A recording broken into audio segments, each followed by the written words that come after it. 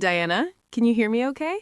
I just bought this new microphone for my home office. I wanted to make sure I sound clear for our talk today. It's a bit quiet here today, which is a nice change. My neighbor's dog usually barks all morning. So, how are things with you? Are you still working from your kitchen table, or did you finally set up a real office space? Hey, Sarah, I can hear you loud and clear. You sound like a professional radio host. To answer your question, yes, I am still at the kitchen table. It's not perfect, but it's close to the coffee machine, so I'm happy. Honestly, I was just thinking about my old life.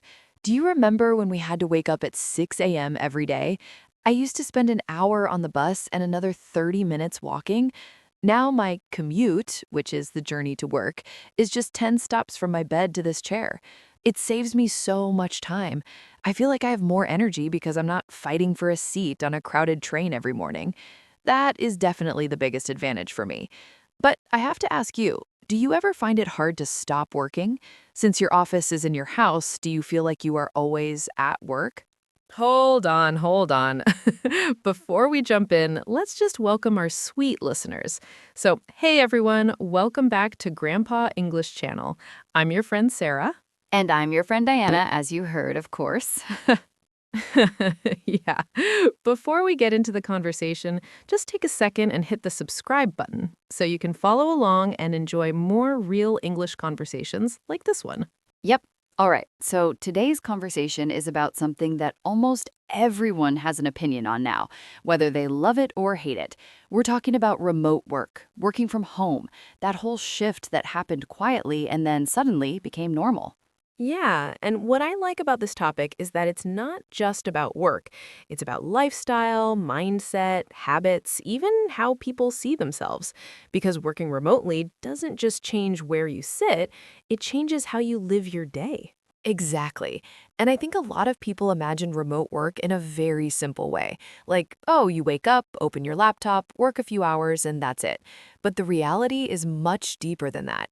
There are layers people don't really talk about. For me, the biggest surprise was how quiet everything became. Not just physically quiet, but mentally quiet too. When you remove the office noise, the small talk, the interruptions, you're left alone with your thoughts and your tasks. At first, that felt amazing. Later, it felt a bit uncomfortable. I had the same experience. In the beginning, I thought, wow, this is so peaceful, I can finally focus.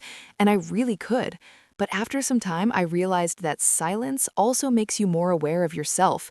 Your focus, your motivation, even your fears show up more clearly. And that's when you start noticing your habits, like how easily time disappears. I remember days where I'd sit down to work in the morning, look up, and suddenly it was late afternoon.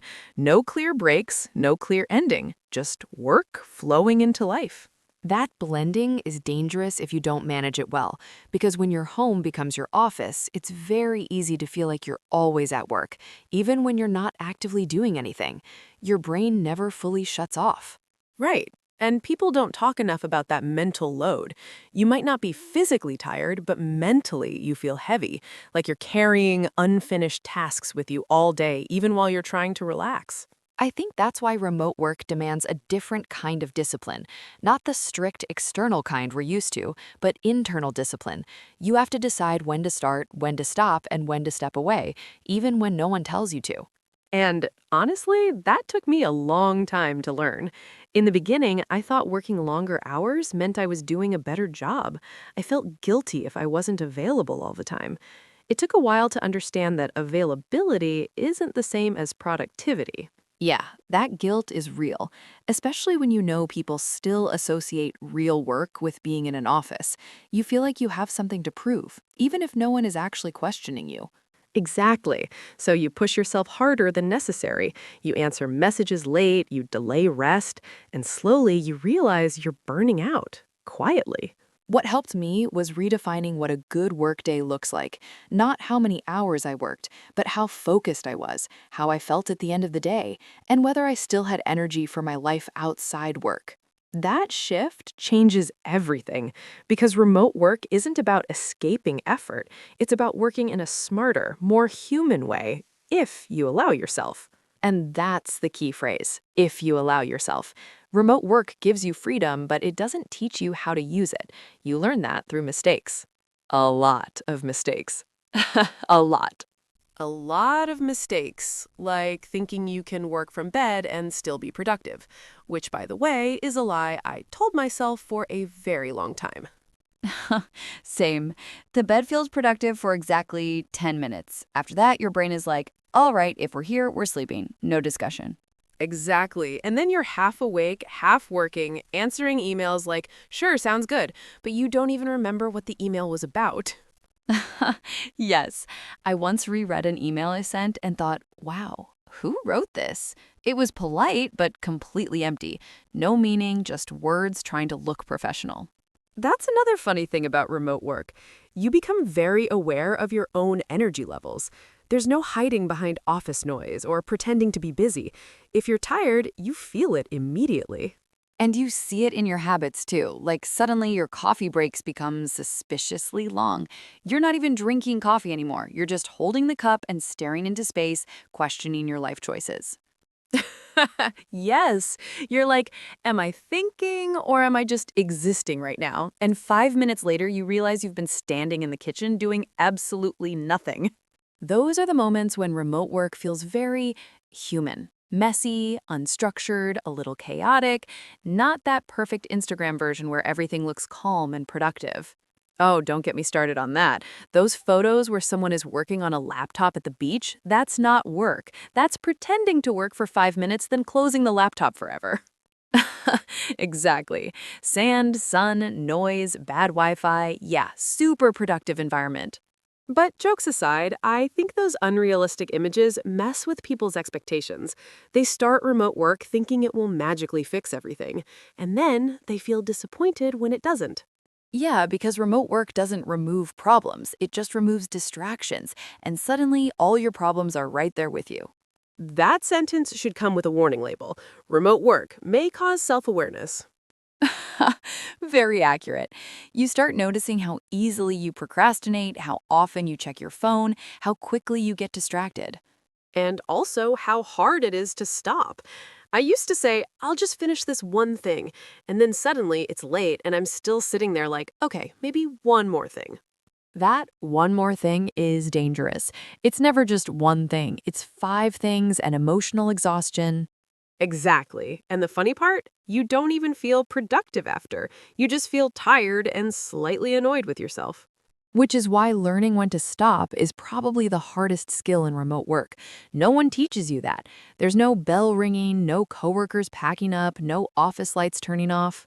You have to become your own signal. And honestly, I wasn't very good at that in the beginning. None of us were. If anything, remote work exposes how bad we are at listening to ourselves. But it also gives you the chance to get better at it, slowly, with a lot of trial and error. And coffee. Mostly coffee. You know what else remote work exposed for me? How easily I get distracted by things that suddenly feel very important, like cleaning. I've never cleaned my house more than when I was supposed to be working. Yes, suddenly the floor needs to be cleaned right now, urgently, like it's a life or death situation. Exactly. You're like, I can't focus with this mess, even though the mess has been there for 3 days and didn't bother you at all. And don't forget reorganizing random things. You open a drawer to grab something quickly, and 40 minutes later, you're deep into reorganizing cables you don't even use. And convincing yourself it's productive because technically you're doing something. That's the dangerous part. Remote work gives you so many ways to feel productive without actually doing the work. Which is why routines matter so much. Not strict schedules, but small rituals, like starting work at the same time, sitting in the same place, or even playing the same type of music.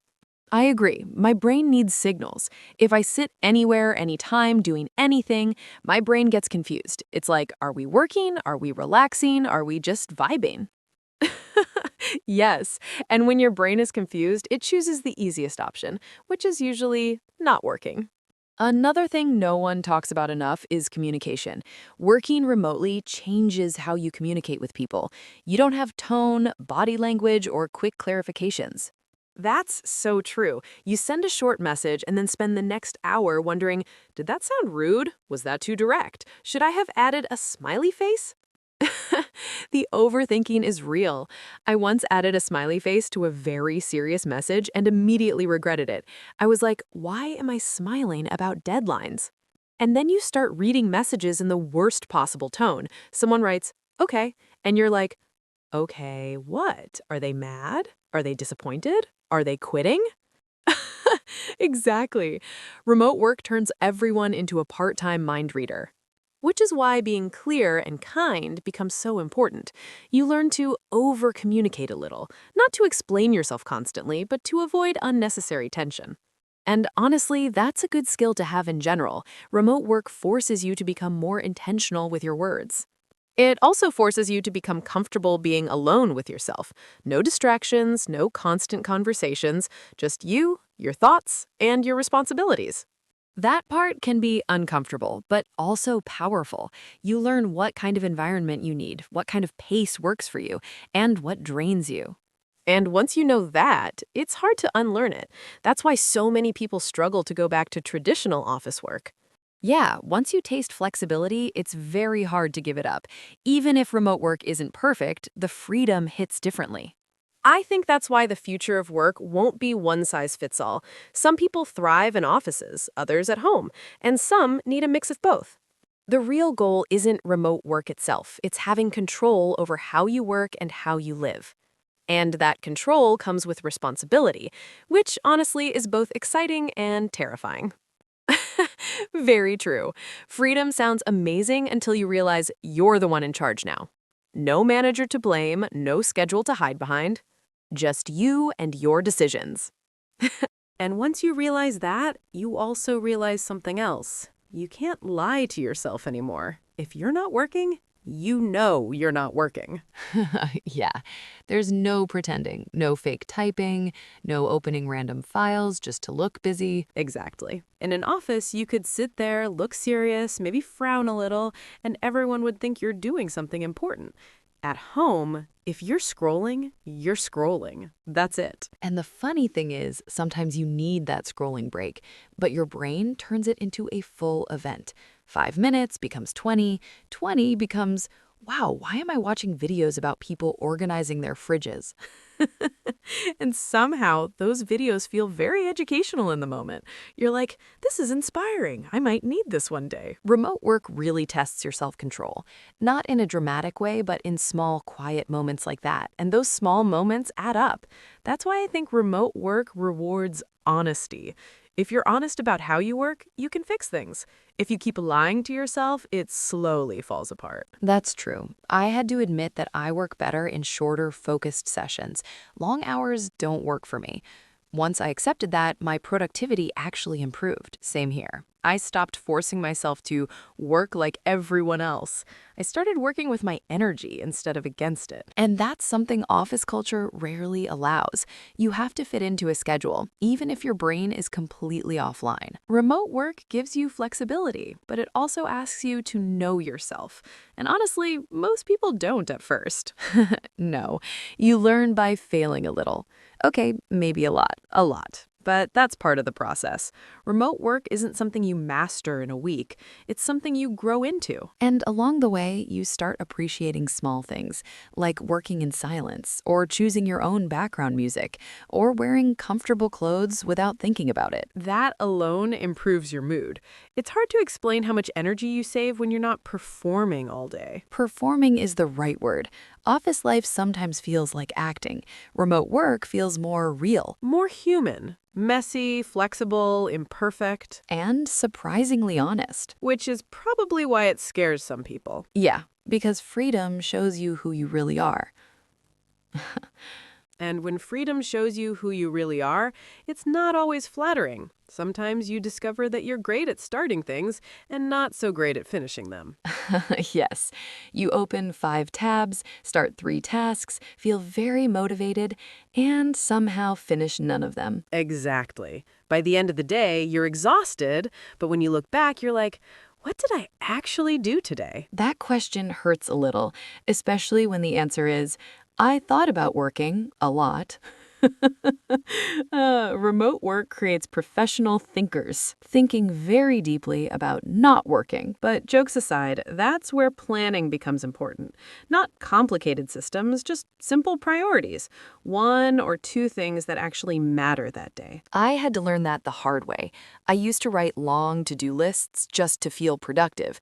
Seeing a long list felt good until I realized it was unrealistic. Yeah, those lists are emotional support, not work plans. Exactly.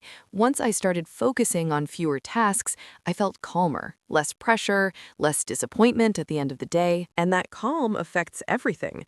Your mood, your energy, even how you talk to people. Remote work really connects your work life with your emotional state. You can't separate them completely. Which is why burnout can sneak up on you. There's no dramatic moment, no big warning sign, just slow exhaustion. I didn't even realize I was burning out at first. I thought I was just a little tired. Turns out I was very tired. That realization is never fun. It's like, oh, this is not normal tired. Exactly. That's when I started paying attention to how my body felt, not just my workload. That awareness is something remote work teaches you whether you want it to or not. And once you learn it, you can't really ignore it anymore. Which is probably a good thing, even if it's uncomfortable at first. Growth usually is. Unfortunately. And growth through remote work is funny because it doesn't feel like growth while it's happening. It just feels like confusion. A lot of, why am I like this? Moments. Yes, remote work is basically a mirror you didn't ask for. It shows you everything, your focus, your discipline, your excuses. And your emotional patterns, too. I noticed that when I was stressed, I didn't actually work less. I just worked worse. Same. I'd sit there staring at the screen, opening the same document again and again, expecting something magical to happen. Like the document will suddenly finish itself if you look at it long enough. Exactly. And then you blame the job, the task, the laptop, the internet, anything except the real issue. Which is usually that you need a break. Or food. Or both. Definitely both. That's another thing remote work changed for me, how I eat. In an office, lunch had a time. At home, lunch is a suggestion. Haha, yes. You're like, I'll eat after this email. 3 hours later, you're angry for no reason and don't know why. And then you realize, Oh, I'm hungry. remote work turns basic human needs into optional tasks. Which is wild when you think about it. It really is. That's why structure matters, even in a flexible environment. Not rigid rules, just gentle reminders that you're human.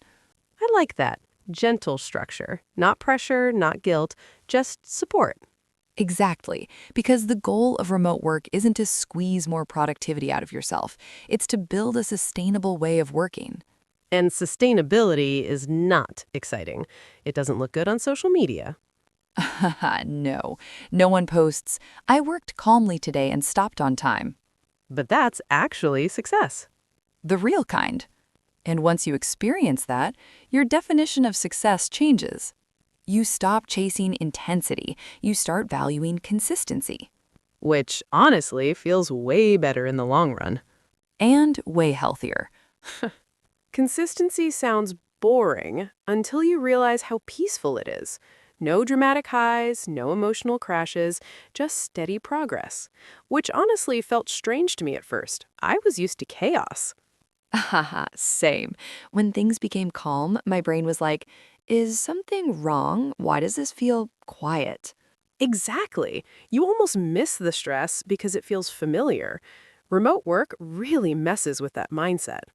It does. It forces you to sit with calm, and not everyone knows how to do that. Some people mistake calm for laziness. Or boredom. But boredom isn't always bad. Sometimes it's just your brain resting. And resting brains do better work. That's the part nobody believes until they experience it. Another funny thing is how your relationship with time changes. Without commuting, you suddenly have extra hours. At first, it feels amazing. And then you're like, okay, what do I do with all this time?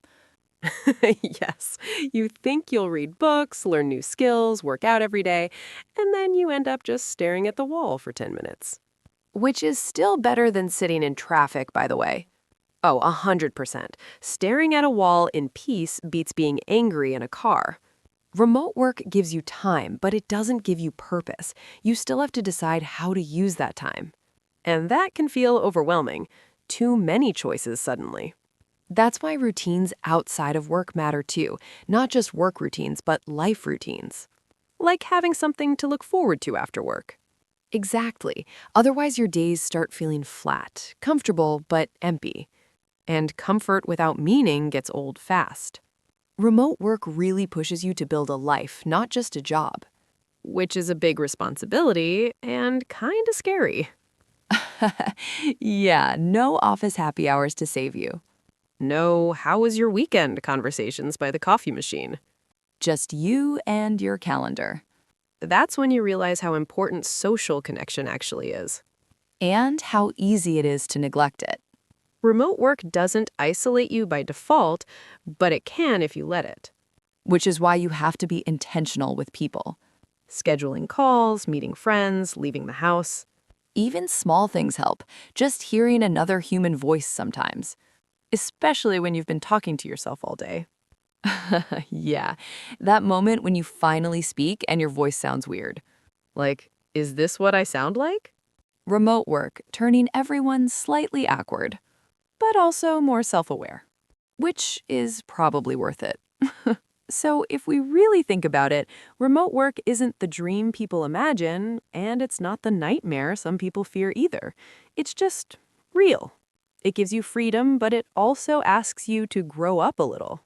Yeah, it gives you time, flexibility, and comfort, but in return, it asks for awareness. Awareness of your habits, your limits, your energy, and honestly, your excuses too. You learn that productivity isn't about hours, it's about focus. And balance isn't something you find, it's something you practice every day. Remote work works best when you stop trying to make it perfect, when you accept that some days will be messy, some days will be great, and most days will be somewhere in between. And maybe that's the biggest lesson. Work is part of life, not your whole life. Exactly. Once you understand that, remote work stops being stressful and starts being sustainable. And honestly, that's all most people want. Yeah, a way to work and still feel human. All right, I think that's a good place to stop. Yeah, if you stayed with us till the end, thank you. We hope this conversation felt real, relaxed, and helpful. And if you're learning English, try listening again and notice how the ideas flow, not just the words. Let us know in the comments, do you prefer working from home or working in an office? Don't forget to like the video, subscribe to the channel, and we'll see you in the next conversation.